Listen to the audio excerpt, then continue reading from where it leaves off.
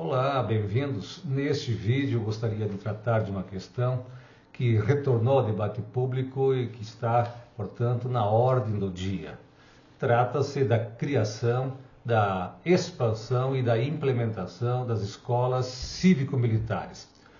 Embora este Programa Nacional de Escolas Cívico-Militares tivesse sido criado em 2019, ele foi interrompido e encerrado em 2023 por um decreto do atual governo federal. Entretanto, municípios e alguns estados brasileiros insistem em expandir a rede de escolas cívico-militares, como se fosse, de fato, a solução para o problema educacional brasileiro. Se assim fosse, as escolas particulares, a maior parte delas no Brasil, teria adotado o modelo cívico-militar. As escolas cívico-militares, isto é, este modelo educacional, é ofertado sobretudo para as classes populares, né? Mas a pergunta aqui, a questão que nos intriga, que nos instiga, é a seguinte pergunta: o que há por detrás? Quais são as motivações, as intenções da criação, da expansão e da implementação das escolas cívico-militares no Brasil? O que está oculto aos olhos da população? Ou seja, o que nós devemos compreender e que não está, de fato, explicitado nem pelo grande noticiário da grande mídia, nem por muitos políticos que defendem a criação, a implementação dessas escolas. Eu quero aqui, então, traçar uma análise sobre o papel, a função da escola, primeiramente, indagando acerca da natureza e da razão de ser da escola, ou seja, o que é a escola e para que ela existe. O que é a escola pública e para que ela existe? Qual a sua função, seu papel na sociedade? É preciso entender que a escola pública é uma instituição pública, portanto, sendo pública, ela deve abrigar diferentes tendências políticas, mesmo ideológicas, e ao mesmo tempo abrigar a diversidade étnico-racial, cultural deste país, do povo brasileiro, sem discriminações, sem preconceitos. A escola deve ser, então, um espaço democrático, de diálogo, um espaço onde a liberdade de expressão, de manifestação do nosso ser e do nosso pensar seja possível. A escola cumpre, portanto, este nobre papel. Eu diria o papel, portanto, intransferível. É da escola o papel de formar, de preparar cidadãos críticos, emancipados, capazes de agir na sociedade, na transformação da própria sociedade. Por isso que a escola é, sobretudo, um agente de transformação social. Mas a concepção, o modelo de escola que nós defendemos, ele decorre do modelo da concepção de sociedade que nós temos. Se nós temos como ideia, como projeto, uma sociedade autoritária, hierárquica, desigual, estruturalmente desigual, então a concepção de escola também será autoritária e hierárquica. Entretanto, o projeto ou a criação, expansão e implementação dessas escolas, desse modelo, eu diria, de gestão administrativa e também este modelo pedagógico, embora os militares não atuam diretamente em sala de aula, eles são monitores, estão no espaço escolar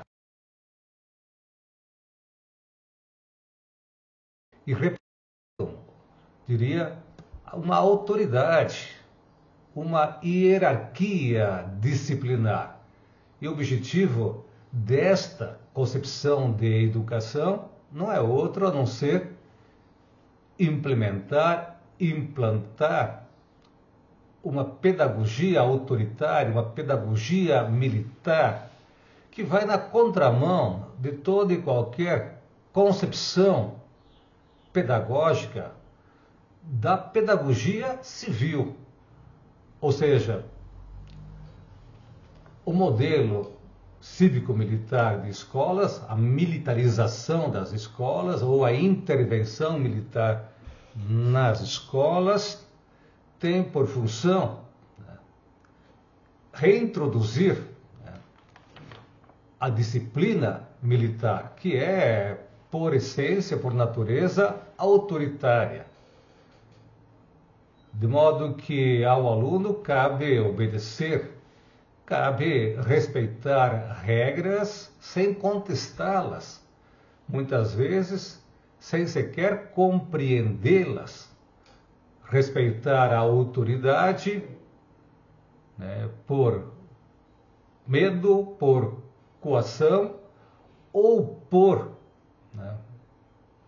consequências que poderão advir do, entre aspas, desrespeito ou do questionamento a uma normativa, a uma ordem, a uma imposição. São, portanto, escolas que propõem uma solução fácil para um problema difícil, para um problema complexo. O problema fundamental da educação brasileira não é a indisciplina e nem é a gestão. É, sobretudo, principalmente, o subfinanciamento da escola pública, a falta de recursos, de investimento, a precarização, o sucateamento da educação, das escolas públicas, a sobrecarga de trabalho dos professores, seus baixos salários, a evasão e a reprovação dos nossos alunos. Então não é com uma medida simplista e autoritária que vamos resolver um problema que é histórico e que tem, sem dúvida, origem social, política, econômica. Então existem razões ou fatores políticos, ideológicos, sociais, sobretudo, que explicam de alguma maneira a expansão das escolas cívico-militares no Brasil. Mas não há na legislação brasileira, nem na Constituição, nem na LDB, nem no Plano Nacional de Educação, a previsão da implantação de escolas cívico-militares. Ao contrário, a Constituição prevê que aos militares compete a segurança pública, a defesa do nosso território, da integridade territorial. Cabe aos militares o policiamento ostensivo. São eles responsáveis por isso. Ou seja, a força policial deve agir na tentativa de prover a segurança pública. Dito de outra maneira, os militares não têm, no meu entender, nem este papel educacional no contexto da educação pública, e não tem sequer preparo, capacitação, formação para atuarem no interior das escolas, dado que a nossa concepção de escola é de uma instituição democrática, aberta ao diálogo, à liberdade de expressão, de manifestação do pensamento, e ao mesmo tempo a escola é uma instância formativa do pensamento crítico, reflexivo, criativo. Ao passo que as escolas cívico-militares reduzem ou limitam o desenvolvimento do pensamento crítico e criativo. Por isso eu gostaria de apontar, nesse segundo momento, algumas críticas, né, a este modelo de escola cívico-militar que está sendo implantado em nosso país, embora o governo federal tenha encerrado esse programa em 2023. Cumpre aqui dizer que a escola é um reflexo da sociedade. Se há indisciplina, violência, uso de drogas, se há e diferentes formas de violência, como bullying, agressões entre alunos, entre professores, ou seja, se a indisciplina existe de fato, é real, não é a disciplina militar, autoritária, que vai resolver esse problema. Porque o problema da disciplina é um problema que transcende a escola, tem uma origem social, mas repercute no interior da escola. Ou seja, se manifesta muitas vezes na escola. A disciplina não pode ser imposta, ela tem que ser objeto de uma construção coletiva, isto é, uma construção que implica a participação de todos os agentes da comunidade escolar, através dos seus conselhos, através de suas agremiações, de suas manifestações. Não podemos, então, admitir que, no contexto da educação pública brasileira, um modelo autoritário retorne como se fosse a solução de um grave problema educacional ou do grave problema educacional brasileiro, que tem inúmeras dimensões, que tem uma complexidade e, ao mesmo tempo, que demanda investimento público, que demanda, eu diria, uma nova reformulação das matrizes curriculares na tentativa de formar um cidadão crítico e, ao mesmo tempo, capacitado também para atuar no mercado de trabalho. Mas não é esta, eu diria, a intenção de fundo, a motivação fundamental da proposta, ou melhor dizendo, do programa de criação de escolas cívico-militares.